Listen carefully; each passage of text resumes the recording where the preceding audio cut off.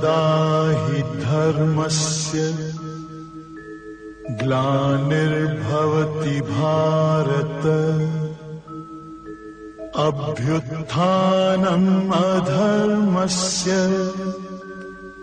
तदात्मानं सृजाम्यहम् परित्राणाय साधूनां विनाशाय च दुष्कृतां।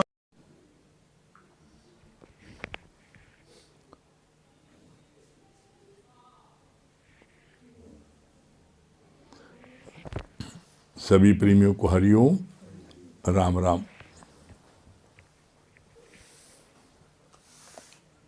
हम लोग बड़े भाग्यशाली हैं कि हम लोगों को रोज गीता ज्ञान सुनने को मिल रहा है, ब्रह्म ज्ञान। हम लोगों का 18वें अध्याय चल रहा है समाप्ति पर। 18वें अध्याय का 70 श्लोक चल रहा था और कल पढ़ा गया था। दादा भगवान ने कहा, जो तुम आते हो विकारों से भरे हुए, विषयों से भरे हुए, मैं तुमको भी आत्मा करके देखता हूँ, पर तुम गुरु को जो आत्माकार है उसके भी कर्म देखते हो। कल यहाँ तक हुआ था। इसके बाद आज भगवान क्या बोल रहे हैं?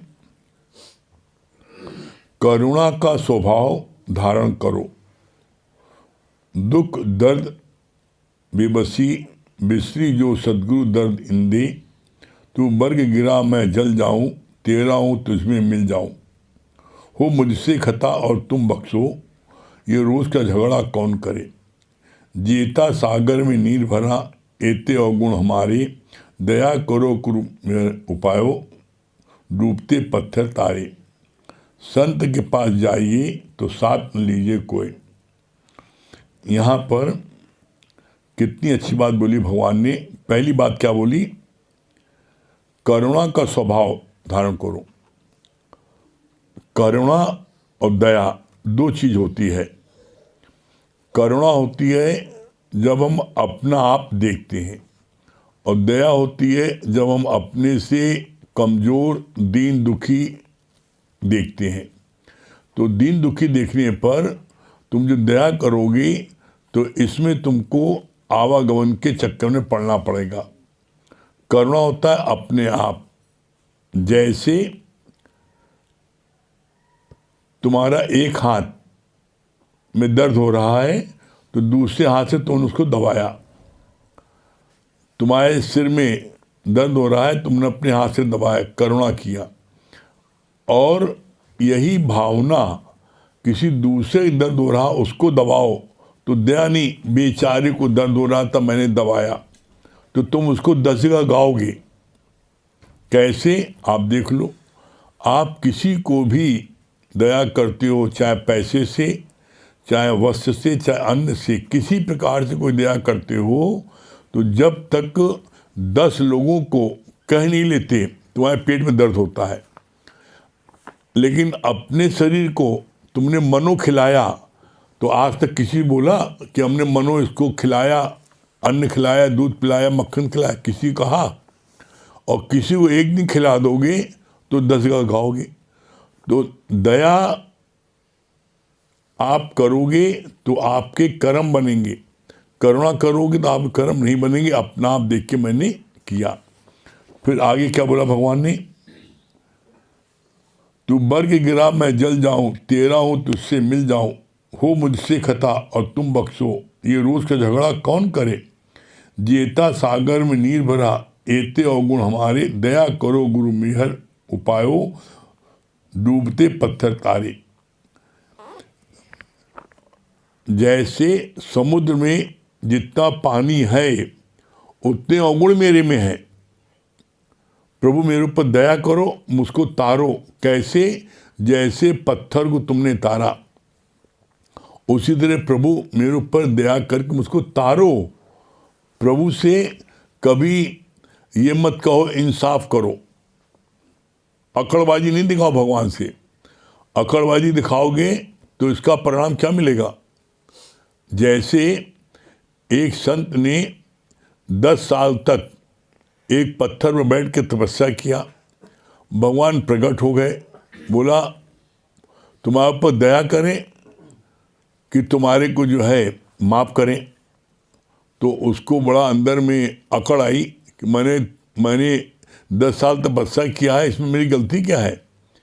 तो बोला हमें ऊपर दया मत करो, मेरे ऊपर इंसाफ करो। तो भगवान ने कहा इंसाफ तो ये है कि 10 साल तुम इस पत्थर बैठे थे, अब ये 10 साल तुम्हारे सिर पे पत्थर रखा जाए। ये परिणाम हुआ, 10 साल सिर पत्थर रखा गया। तो भगवान से बोला जिस प्रभु से नहीं चाह रहा ताको कीजिए सर नमस्कारा। भगवान के आगे, गुरु आगे हमेशा नम्रता भाव। क्यों? क्योंकि तुम भगवान का गुरु को कुछ बिगाड़ नहीं पाओगे, और तुमने अगर अकड़ बोला तो तुम्हारा निश्चित नुकसान होगा। जैसे अभी कितना अच्छा बताया इन लोगों ने कि अर्जुन आया, पहले अर्जुन जो है कृष्ण के पास मदद मांगने गया तो उनके पैताने बैठा, और दुर्योधन गया उससे रहने बैठा। भगवान कृष्ण ने जब अर्जुन को देखा, पहले पैताने बैठा था, तो जो आदमी उठेगा तो पहले पैताने देखेगा। देखा, बोला अर्जुन क्या बात है। तो उसमें देखो दुर्योधन के अंदर में अकड़ थी। जिस आदमी के अंदर अकड़ होगी वो हमेशा उसको नुकसान होगा। भगवान ने कहा मैंने पहले अर्जुन देखा, पहले उससे पूछेंगे। भगवान ने पार्शलिटी नहीं की, कहा मेरे पास 2 चीज़ है, एक तरफ मेरी अक्षौणी सेना है, दूसरी तरफ मैं अकेला निहत्ता हूँ और शस्त्र नहीं उठाऊंगा। लेकिन चूंकि अर्जुन को पूर्ण विश्वास था ये पूर्ण ब्रह्म परमात्मा है, इसलिए अर्जुन ने भगवान कृष्ण मांगा। दुर्योधन अक्षौणी सेना चाहता था, उसको मिल गई। तो यहाँ पर जब जब जिसने भी भगवान से अकड़ दिखाई तो उसका नुकसान हुआ। फिर आगे क्या बोला भगवान ने, संत के पास जाइए तो साथ न लीजिए कोई। साथ लेने क्या होता है, जब तुम अपनी शरीर ले जाते हो, जब किसी मंदिर में जाते हो तो मंदिर में जाकर के चप्पल बाहर उतारते हो ना, अंदर तो पहन नहीं जाते। इसी तरीके से भगवान के दरबार में जाओ, गुरु के दरबार में जाओ तो अपने देह अध्यास की चप्पल उतारो। देह में सब विकार होते हैं और गुरु देह से ही दूर करता है। आप अपनी देह को अंदर लेके जाओगे तो देह में सारे अवगुण होते हैं। तो गुरु बोलता है कि अब जब गुरु पास आओ तो अकेले आओ, और अकेले आओगे तो क्या होगा, तुम मनमना भाव करके सत्संग सुनोगे। शारीरिक रूप में भी अगर अपने आप किसी दोस्त को, साथी को, प्रेमी को ले जाते हो तो वो आप ही पास बैठता है और उसका मन सत्संग नहीं लगता है, वो कहता है चलो चलो, बीच में टोकता है आपको 4 बार, तो आपका ध्यान भंग होता है। तो इसलिए गुरु पास जाओ तो हमेशा अकेले जाओ। फिर क्या बोला,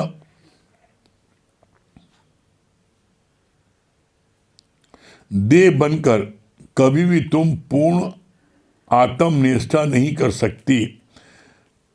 किसी ब्रह्म ज्ञानी का तुम दूसरे से तुलना नहीं कर सकते। दादा भगवान का आदर्श अलग, गीता भगवान का आदर्श अलग, और तुलसी माता का पूर्णतः अलग।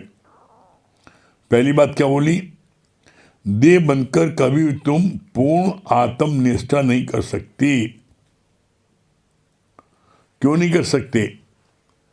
बोला या तो आप ब्रह्म हो, आत्मा हो, भगवान हो, या आप देह हो, दोनों नहीं हो सकते। एक समय में आप एक ही रह सकते हो, चाहे आप ब्रह्म हो और चाहे आप देह हो। अगर आप अपने को देह माना तो देह में क्या है, देह में बहुत से विकार होते हैं और गुरु हमको देह से ही दूर करता है। हम अपने को जब आत्मा मानते हैं तो मेरे अंदर में आत्मा का, भगवान का गुण आने लगता है, और हम जब अपने को देह मानते हैं तो देह के विकार हमारे अंदर आने लगते हैं। As you think you become. जैसा तुम सोचोगे वैसा बन जाओगे। तो इसलिए हमेशा अपने अंदर में ब्रह्म का भाव रखो, हमेशा फील करो मैं ब्रह्म हूँ, मैं ब्रह्म हूँ। ये सबसे बड़ा जाप है, और मैं जीव हूँ, मैं जीव सबसे बड़ा पाप है। ये हमेशा अपने को ऐसा फील करो, तो आपके अंदर से ब्रह्म के भाव प्रकट होंगे। फिर क्या बोला कि जितने भी ब्रह्म ज्ञानी हुए हैं, सबकी लीला, सबका ज्ञान का बताने का ढंग अपना अपना अलग है। कैसे? जैसे दादा भगवान जब ज्ञान बोलते थे तो ठेस आत्मा का, इसके अलावा कुछ बोलते ही नहीं थे। वो हर बात में घूम पड़ के सिर्फ तुम आत्मा हो, तुम भगवान हो, और दूसरी बात नहीं। गीता भगवान जब बोलते थे तो वो हर समय वो जो है बोलते थे कि विश्व से उपराम हो, वो विश्व से उपराम हुए। ऐसा पूरे विश्व में कोई दूसरा उदाहरण नहीं है कि दो खूबसूरत मेड फॉर ईच अदर जो बने हो, इतने खूबसूरत हस्बैंड वाइफ हो, श्याम भगवान और गीता भगवान, और उन्होंने जवानी में कोई देह का संबंध नहीं रखा, एक अच्छे दोस्त बन के रहे। ऐसा आज तक कोई उदाहरण नहीं हुआ है। तो ये चीज़ वो इसीलिए गीता भगवान हमेशा सत्संग करते थे, तो इस बात पर ही जोर देते थे कि जो है इससे उपराम उठो, विषय विकार मत करो। बोला हमेशा इस बात तो कहते थे गीता भगवान, जहाँ राम है वहाँ काम नहीं, और जहाँ काम है वहाँ राम नहीं। वो इस पर बहुत सत्संग करते थे। प्रमला भगवान सत्संग सबसे अधिक वो प्रेम पर करते थे कि प्रेम ही परमात्मा है, जहाँ भी जाओ प्रेम बरसाओ, इस पर करते थे।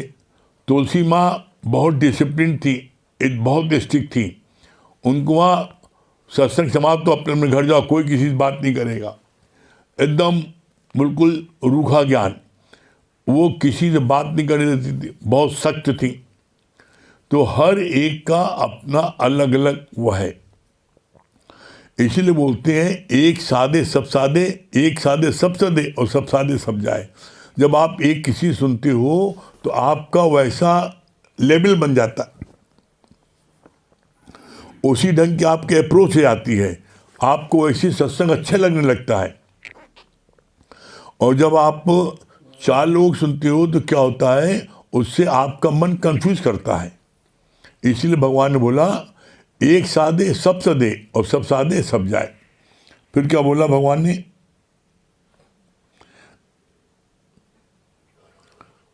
बहुत अच्छी बात बोली,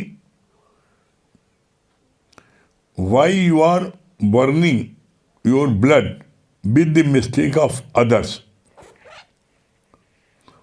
तुम दूसरों की गलतियों के कारण खून क्यों अपना जलाते हो? गलती करे दूसरा और खून अपना तुम जलाओ। बेटा कहना न माने, बाप कहे मैं खाना नहीं खाऊंगा, अम्मा कहे मैं खाना नहीं खाऊंगा। अरे भाई, गलती बेटे ने की तो बेटे को सजा दो। तुम खाना नहीं खाओगे, तुम घर छोड़ के भाग जाओगे, अपने को सजा क्यों देते हो? तो बोला गलती करे दूसरा और सजा दो तुम अपने को, ये अनुचित है। फिर क्या बोला? बाप ने एक बच्चे को मेले में जाते वक्त 5 रुपए दिए, बोला कोई अच्छी सी चीज़ लेकर आना। वो बच्चा मेले में गया, वहाँ एक जगह लिखा था कि मैं 5 रुपए में एक वचन बेचता हूँ। संत ने वचन बताया, जहाँ 2 जने खड़े हों, लड़ रहे हों, तुम वहाँ से चले जाना। घर आया तो बच्चे को बाप ने डांटा कि वचन वापस करके आओ। वो संत के पास गया तो संत ने कहा वापस का अर्थ होता है अब जहाँ झगड़ा हो वहाँ तुम खड़े हो जाओ। तो एक बार राजकुमार और मंत्री के लड़के का आपस में झगड़ा हो रहा था, वो वहाँ खड़ा हो गया। आखिर जब झगड़ा कोर्ट में पहुँचा तो उस लड़के को गवाही बॉक्स में खड़ा किया गया। बोला सत्य सत्य नहीं बोलोगे तो देश निकाला मिलेगा। फिर उसका बाप गुरु के पास गया। अब की बार उसने कहा अब 5,000 रुपये लगेगा फीस का। बोला मेरे बच्चे की जान बचाओ, 5 नहीं जितना को उतना देंगे भाई। तो बोला उपाय है। क्या उपाय है? बोला अब जब तुम जाना गवाही में तो क्या बोलना मैं 80 साल का हूँ, मैं इंजीनियरिंग पास हूँ। उसने ऐसे ही बोला और वो था 13 साल का। तो कोर्ट की सुनवाई में कहा गया, जज ने क्या बोला, ये लड़का पागलों की तरह बात करता है, पागल की गवाही नहीं मानी जाती। और वो छूट गया, बच गया। तो बोला कि 5 रुपए में अच्छा वाला बच गया था, लेकिन बाप ज़्यादा सियाना बन रहा था, होशियार, कि तुमने गलत किया है, गलत जगह खर्च किया है। और जब 5 रुपये वापस दिया तो पता लगा कि जो है 5 की जगह 5,000 देना पड़ा। तो बोला इसीलिए जो बहुत सियाना बनता है ना तो क्या होता है, वही बेवकूफ़ बनता है। कैसे? जैसे एक बार कुछ लड़के बड़े सियाने थे, ट्रेन में पूरी ट्रेन खचाखच भरी थी, डिब्बे में जगह बिल्कुल पैर रखने नहीं थी। अब उनको जाना जरूरी था बम्बई। उन्होंने क्या करें तो आपस में उन्होंने शैतानी क्या की, कहा ट्रेन में डिब्बे के अंदर घुसे और घुस करके चिल्लाया कि सांप सांप सांप। अब पूरा डिब्बा खाली होगा, लोग डर के मारे सब भाग गए। और वो लोग बैठ गए, देखा कैसा बेवकूफ़ बनाया हमने। सब लोग भाग गए, डिब्बे में बैठ गए, आराम से सो गए।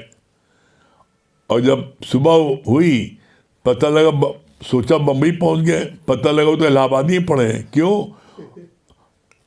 गार्ड सामने उस ट्रेन के डिब्बे को ही कटवा दिया गया, इसमें सांप पता नहीं कहाँ बैठा और डिब्बा ही काट दिया। अब वो रात भर सोते हैं, बहुत होशियार बने तो क्या हुआ, जा नहीं पाए। तो कभी भी भगवान बोला, गुरु से या भगवान से होशियारी नहीं दिखाना। भोले भाव मिले रघुराई और चतुराई से चतुर्भुज न पाई। जिसने भी परमात्मा को चतुराई से पाने की कोशिश की तो वो कभी पा नहीं पाया, और जिसने भोले भाव अप्रोच किया वो प्राप्त कर लिया। फिर क्या बोला, जब ऐसे उसने बोला तो बोला पागल की गवाही नहीं होती, और लड़का छूट गया। गुरु से आंतरिक मिलाप करो, सजग। हाँ, गुरु से आंतरिक मिलाप करो मतलब क्या होता है, बाहर से नहीं अंदर से मिलाप होना चाहिए। अंदर से मिलाप क्या, कि गुरु देखो क्या करता है, गुरु दिन भर क्या करता है, दोनों समय सत्संग बैठता है, निष्काम में जाता है, लोगों को खुश करता है, किसी की कोई जरूरत हो मदद करता है। तुमने क्या किया? अपना ऐसा आंतरिक मिलाप, जो गुरु करता है गुरु के कार्य को वैसे आप भी करोगे तो आप भी सबके प्यारे बनोगे। तो यहाँ पर इस बात का विशेष ध्यान रखना है, गुरु से आंतरिक मिलाप करो, सजग मिले न बिछड़े, जो अनदिन मिले रहन, इस जग में बिरले जानिए नानक सच लहन। यहाँ पर भगवान से, गुरु से बड़े बिरले लोग मिल पाते हैं, बड़े बिरले लोग दर्शन होता है। अब हम सब लोग जितने लोग भी ज्ञान सुन रहे हैं, ये करोड़ों में एक हैं। गुरु ने क्या बोला, करोड़ों में एक इस ज्ञान में आता है, और करोड़ों में कोई एक इस ज्ञान को सुनता है, करोड़ों में कोई एक इस ज्ञान पर चलता है, और करोड़ों में कोई एक इस ज्ञान में मंजिल पहुंचता है। तो हम सब लोग कम से कम करोड़ों में एक हैं, ज्ञान सुन तो रहे हैं। आप ज्ञान सुनते जाओ, और ज्ञान सुनते सुनते एक दिन आप मंजिल को कब प्राप्त कर लोगे आपको खुद नहीं पता लगेगा। आप एक दिन मंजिल को प्राप्त कर लोगे, निश्चित कर लोगे। तो कभी भी ऐसा नहीं सोचो कि मंजिल नहीं प्राप्त कर पाएंगे, मंजिल आपको मिलेगी।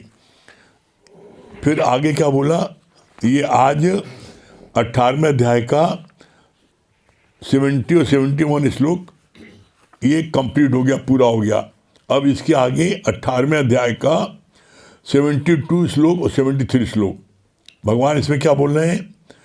अर्जुन ने जैसा भाव श्री कृष्ण भगवान में रखा, ऐसा भाव जो भी रखेगा वो अवश्य मुक्त हो जाएगा। जिस द्वार से संदेह आता है उसी द्वार से ज्ञान चला जाता है। कितनी सुंदर बात बोली भगवान ने। अर्जुन ने जैसा भाव श्री कृष्ण भगवान में रखा, ऐसा भाव जो भी रखिएगा वो अवश्य मुक्त हो जाएगा। इसका प्रमाण अभी देखिए मिल रहा है। अर्जुन ने भगवान कृष्ण में भाव रखा, भगवान का, भगवान कृष्ण को युद्ध के लिए मांगा। पांडव सिर्फ 5 थे और कौरव 100 थे और उनके पास अक्षौणी सेना भगवान कृष्ण की, उनकी सेना, और एक से एक महावीर, भीष्म पितामह, कर्ण, दुर्योधन हैं, आपके उनके गुरु द्रोणाचार्य, सभी ऐसे थे जिनको कोई जीत ही नहीं सकता था। पांडवों की सेना में अर्जुन सबसे ज़्यादा ताकतवर था। अर्जुन भी इन लोगों में से किसी से नहीं जीत सकता था, न कर्ण से जीत सकता था, न द्रोणाचार्य से, न भीम से, किसी नहीं जीत सकता था। और अक्षौणी सेना थी कृष्ण की। ये सब होने के बावजूद भगवान कृष्ण सिर्फ अर्जुन की तरफ थे, तो जीता कौन? पांडव की जीत हुई ना।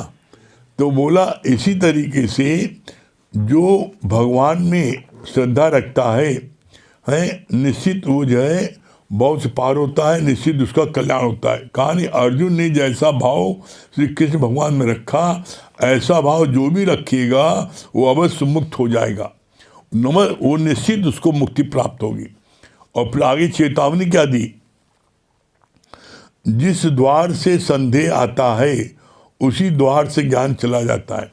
जिस दिन तुम्हारे अंदर में ये विश्वास हुआ कि गुरु मेरा व्यक्ति है, देह है, तो बोला गुरु को मानुष जान के जन्म जन्म होए स्वान।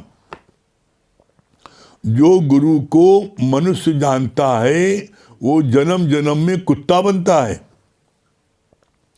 अरे गुरु कौन है? वही निराकार पूर्ण ब्रह्म परमात्मा हमारे उद्धार के लिए, अस्क माने आकाश, आकाश से पृथ्वी पर आता है मेरे उद्धार के लिए। और हम समझते हैं कि वो मेरे जैसा है। मेरे जैसा नहीं ना, तुम्हारे उद्धार के लिए तुम्ही ने गर्भ में किया था वादा, प्रभु तुझको न भूलूंगा कभी। मोह के पड़ के जाल में भूला तू अपना करार है। तुम अपने करार को भूल जाते हो, जबकि तुमने गर्भ में वादा किया प्रभु मैं तुझको नहीं भूलूंगा, रात दिन तुम्हारा नाम जपूंगा। और जब गुरु तुमको नीचे उतर के तुमको ऊपर उठाता है तो तुम सोचते हो गुरु भी मेरी तरह है। गुरु तुम्हारी तरह नहीं है। गुरु तुम्हारे कल्याण के लिए पृथ्वी पर अवतरित होता है। इसीलिए बोलते हैं अगर भगवान से बड़ी कोई पदवी हो तो वो गुरुदेव। क्योंकि परमात्मा ने तो सारे विकारों विषयों सहित हमको भेजा और गुरु ने सारे विकार विषय मेरे निकाले। मेरे को गंदा बंदा नीच पापी करके भेजा। यहाँ हम कितने गंदे बंदे नीच पापी हो गए।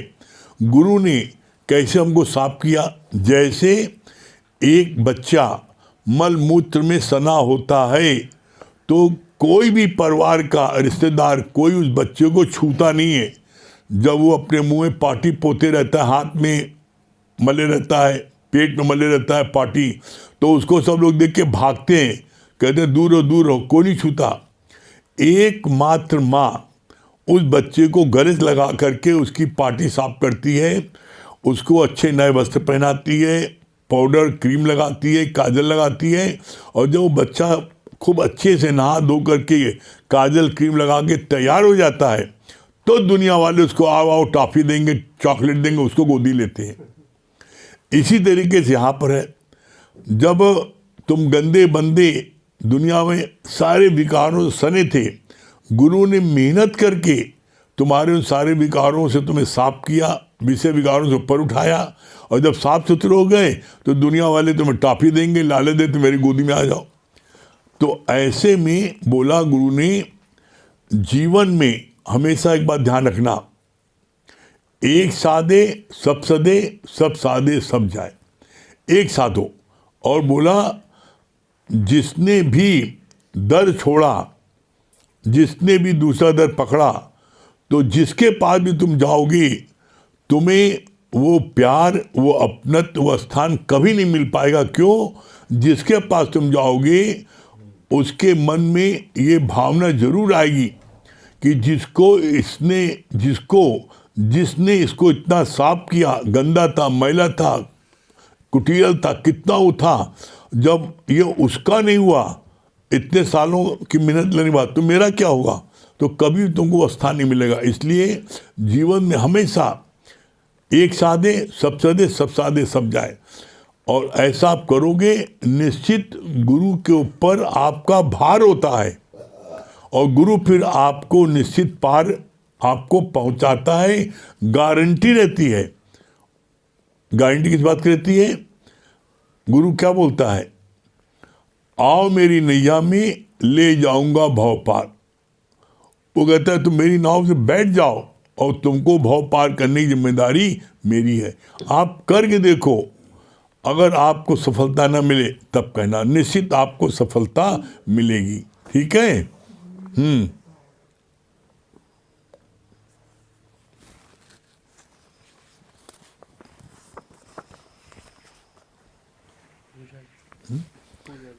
हाँ, पूजा जी,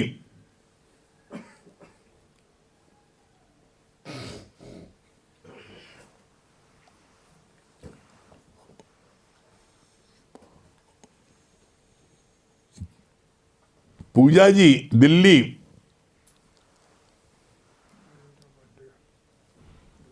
हमारी आवाज आप सुन रही है पूजा जी? हेलो,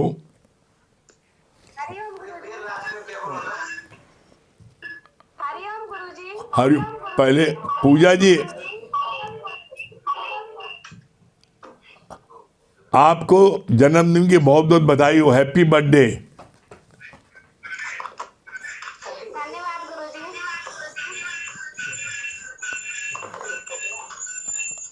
आपका और एक दूसरा मोबाइल चल, उसको बंद कर दीजिए। हाँ, बंद कर दिया, वेरी गुड। हमारी तरफ से, सारी संगत की तरफ से आपको जन्मदिन की बहुत बहुत बधाई हो। सबका शुक्रिया। हाँ, क्या बता रही हैं? जी गुरुजी, ये बात बहुत अच्छी लगी ना कि जहाँ राम है वहाँ काम नहीं, और जहाँ काम है वहाँ राम नहीं। हाँ, और ये बात बहुत अच्छी लगी ना कि एक सदे सब साधे, सब साधे सब जाए।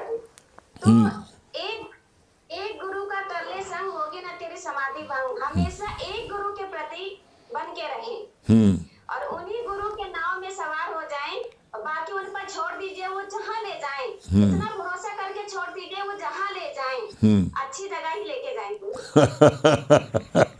हाँ, क्या सुना रही हैं आज बर्थडे के अवसर पर? जी गुरुजी, इतने साल तो बीत गए, अब आपकी शरण में है गुरुजी। बस यही हाथ जोड़ के प्रार्थना है कि जब इतना जीवन बीत गया है, ये भी आपके ऊपर है, उसी के ऊपर कुछ भजन सुनाना चाहती हूँ। हाँ, सुनाइए।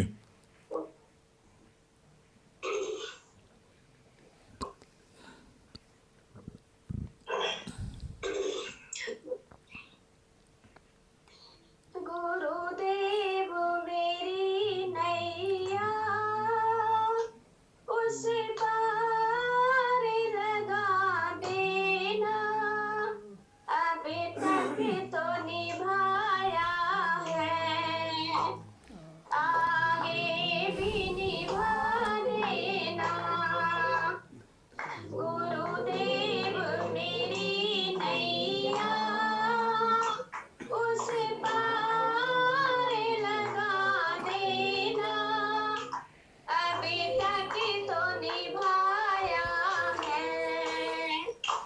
शांति जी की डांस चलने लगा। भी निभा देना, हमें दीन दुखी निर्बल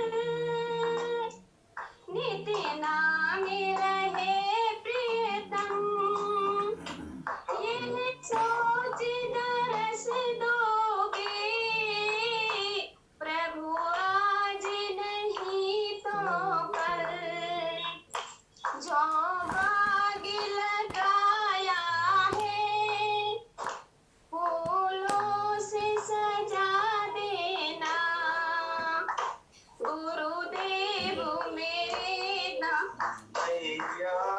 उस पार लगा देना, अभी तक तो निभाया है, आगे भी निभा देना, तुम शांति सुधा कर हो, तुम ज्ञान दिवाकर हो, मम हंस चुगे मोती, तुम मान सरोवर हो, दो बूंद सुधा रस की हमें को भी पिला देना, दो बूंद सुधा रस की हमें को भी पिला देना, अभी तक तो निभाया है, आगे भी निभा देना, गुरुदेव मेरी नैया उस पार लगा देना, अभी तक तो निभाया है, आगे भी निभा देना, रोकोगे भला कब तक मुझे दर्शन तो तुमसे, चरणों से लिपट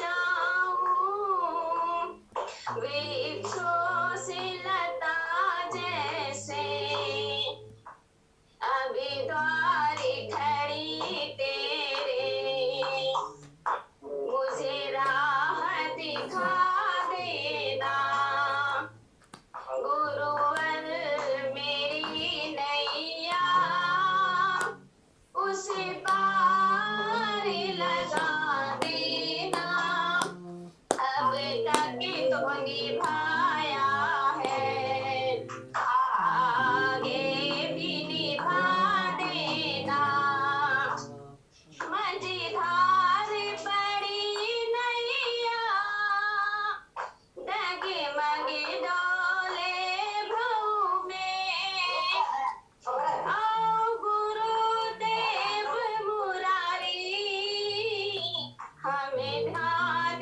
भरे मन में, अब पूजा करे विनती, अब पूजा करे विनती, मुझे अपना बना लेना,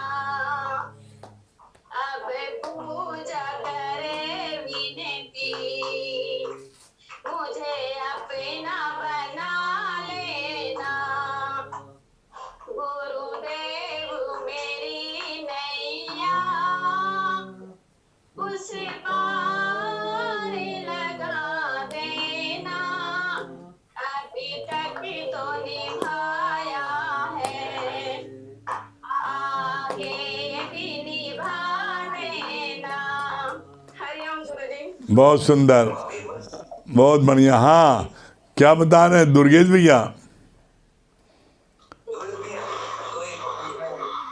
हरिओम गुरुजी। हरिओम।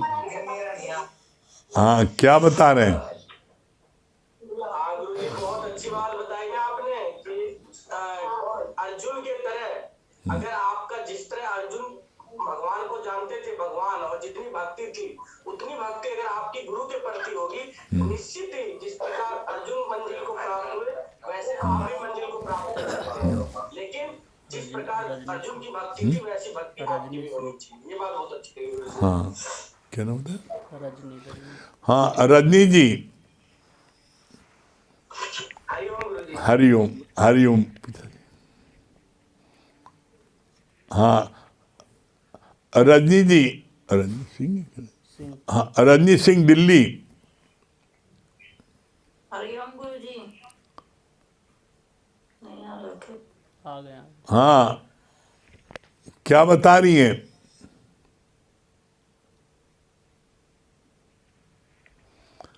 आपकी आवाज नहीं आ रही है, अनम्यूट करिए।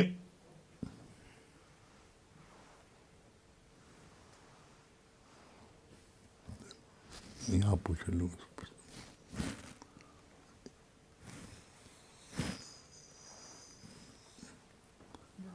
आपकी आवाज नहीं आ रही है।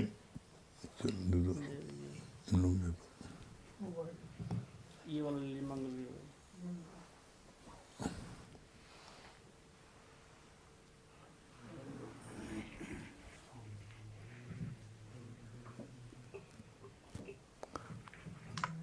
रजनी जी, आपकी आवाज नहीं आ रही है।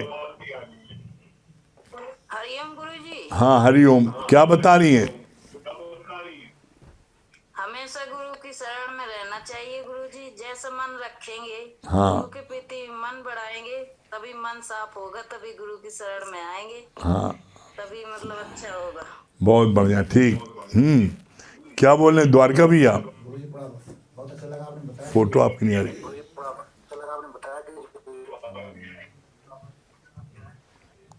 हाँ, बोलिए। हाँ, बताइए। जो ज्यादा होशियार बनता है वही मूर्ख होता है। हाँ, अर्पित भैया।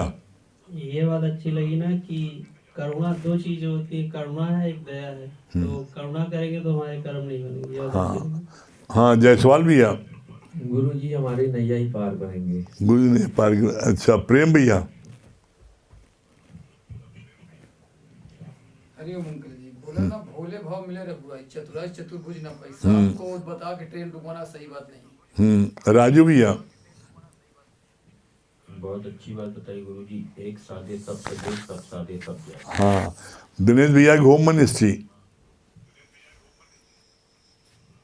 हरिओम गुरु जी। बहुत अच्छा लगा। एक गुरु का कर ले संग होगी न तेरे समाधि। हाँ, बहुत सुंदर। सज्जन भैया।